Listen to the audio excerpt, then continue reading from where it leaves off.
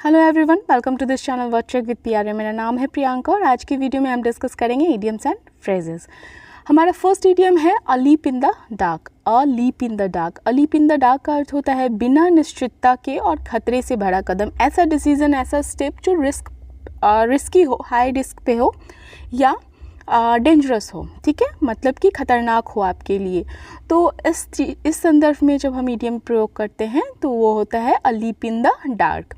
Sentence में देखते हैं कैसे हम इसका यूज़ करते हैं। He took a leap in the dark with his latest investment in stocks.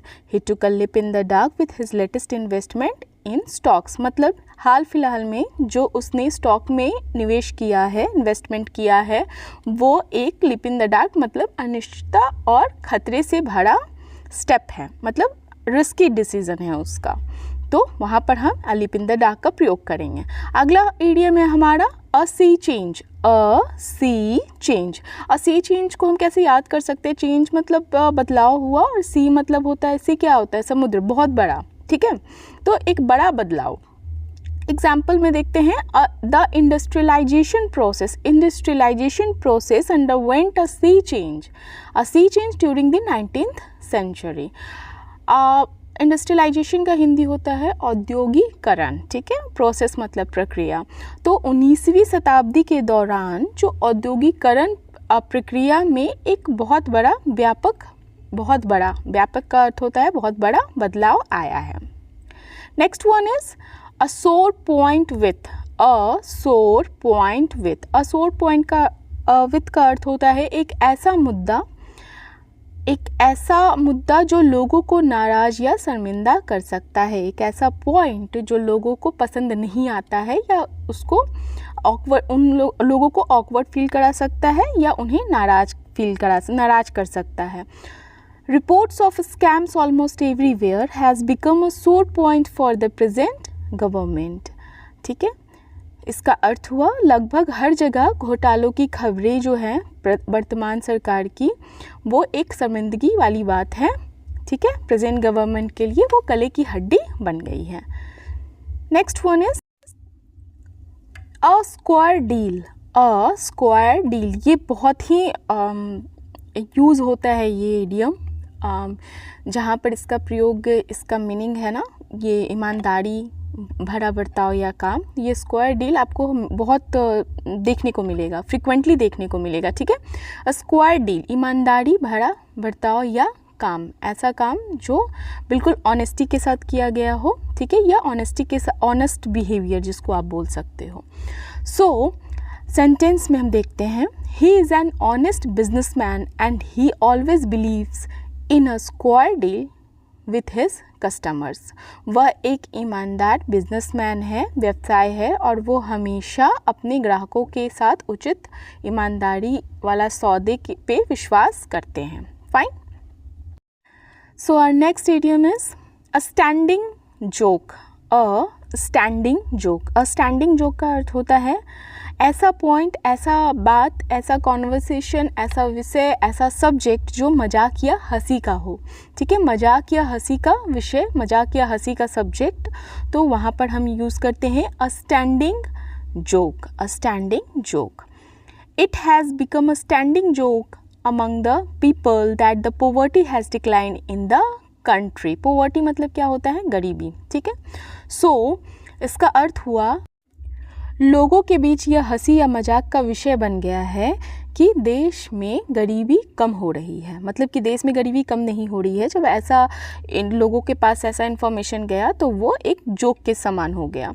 Next one is about face या अबाउट टर्न। अबाउट फेस भी यूज़ हो सकता है, अबाउट टर्न भी यूज़ हो सकता है। सो अबाउट फेस या अबाउट टर्न का अर्थ होता है अपने विचार, ठीक है, अपने विचार या दृष्टिकोण में पूर्ण बदलाव। अपने विचार या थिंकिंग में या अपने ओपिनियन में, अपने दृष्टिकोण में पूर्ण बदलाव, पूरी तरह से बदलाव।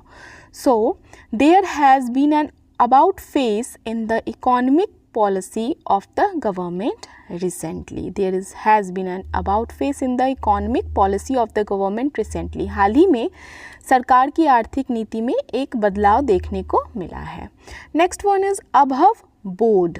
Above board. अबव बोर्ड का अर्थ होता है स्पष्ट, क्लियर कट एंड ईमानदारी भरा, ऑनेस्ट। क्लियरिटी के साथ, ऑनेस्टी के साथ जो होता है उसको हम क्या बोलते हैं, above board, above board. Next sentence के थ्रू देखते हैं, our dealing with the customers is completely above board. ग्राहकों के साथ हमारा जो व्यवहार है, हमारा बिहेवियर है, वो पूरी तरह से क्लियर, स्पष्ट और ऑनेस्टी से भरा हुआ है।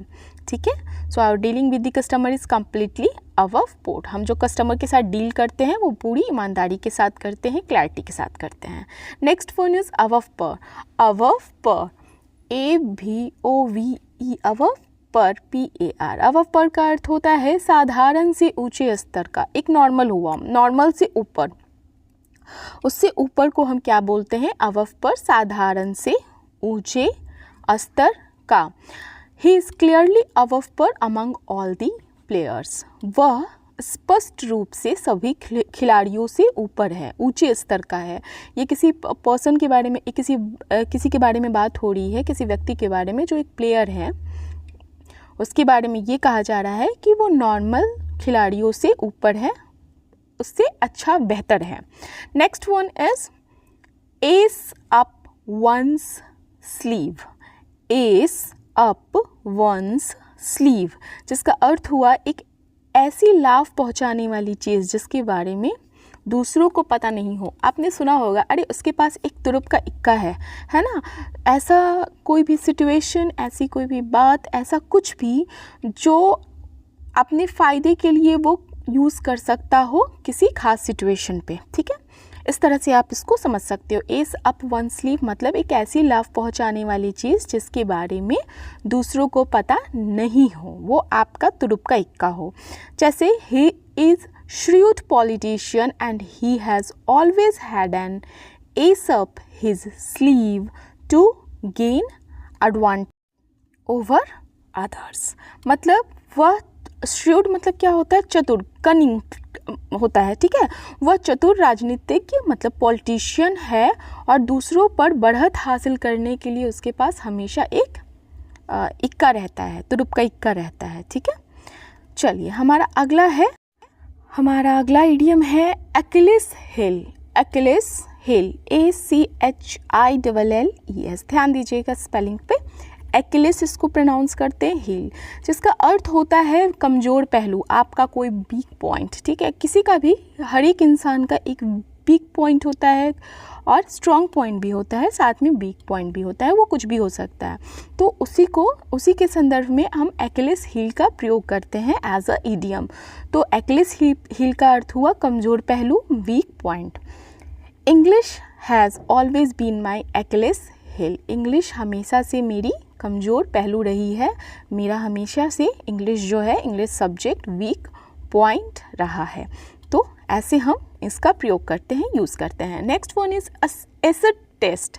एसिड टेस्ट का अर्थ होता है कठिन परीक्षा, डिफ़िकल्ट टेस्ट। ठीक है, एसिड टेस्ट है, डिफ़िकल्ट टेस्ट है, कठिन परीक्षा।